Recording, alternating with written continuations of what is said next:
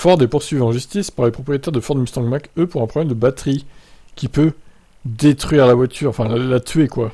Traduction un peu bancale, la tuer. Donc, le problème au sein du procès est de savoir comment le véhicule électrique peut perdre toute sa puissance motrice lorsqu'il est conduit. On avait déjà vu ça précédemment.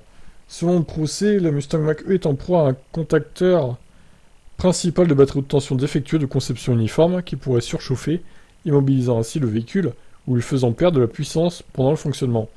Les contacteurs de ces véhicules sont susceptibles de tomber en panne dans des situations de conduite normale et prévisibles.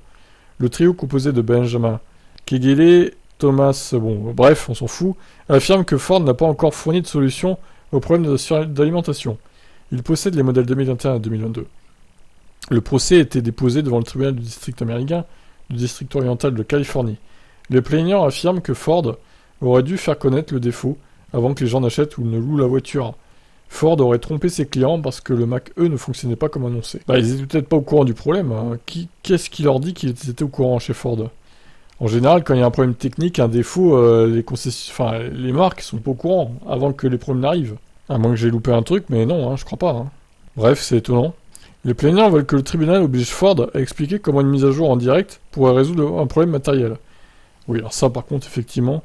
Ils cherchent également à ce que d'autres propriétaires de Mach-E se joignent à l'affaire et exigent une indemnisation de 5 millions de dollars en dehors des frais et des intérêts. 5 millions de dollars, mais enfin, pas par personne, j'espère. Pour le groupe, quoi, parce que pendant ce temps, Ford a déclaré qu'il n'était au courant d'aucune blessure liée au problème de perte de puissance, encore eux, mais son porte-parole, Saïd Deep, a déclaré à Free Press « La mise à jour logicielle est destinée à protéger les contacteurs. Si des clients rencontrent ce problème, le remplacement du matériel est couvert par la garantie. » Ok, le constructeur automobile basé à Détroit n'a pas demandé aux propriétaires d'arrêter de conduire.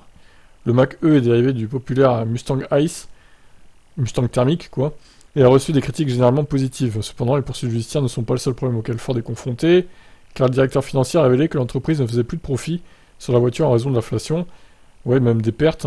Ford a également émis un rappel pour le véhicule électrique en raison du problème pour lequel il est poursuivi. Bon, on sait qu'aux États-Unis, ils ont le procès facile, donc là, encore une fois, on a l'exemple de ça. Est-ce que ça mérite un procès, sachant qu'il n'y a pas eu de mort, il n'y a pas eu d'accident, il n'y a pas eu de blessés suite à tout ça? Ouais, c'est des gens qui veulent se faire de l'argent facilement. Moi, je dirais ça comme ça. Honnêtement, ça mérite pas un procès, ils vont faire le rappel, voilà. Ça peut arriver, des problèmes techniques en plus, ils débutent dans l'électrique, Ford, c'est pas Tesla, quoi, ils ont pas des années d'expérience derrière eux. Voilà, c'est couvert par la garantie. Est-ce qu'il y a besoin de faire un procès et de demander des millions de dommages et intérêts? Je suis pas sûr. Bon, j'espère pour Ford, on va dire, qu'ils n'auront pas de gain de cause, ces gens, parce que sinon, ils vont tous faire des procès pour un oui, pour un non. Allez, je vous laisse commenter. Ciao.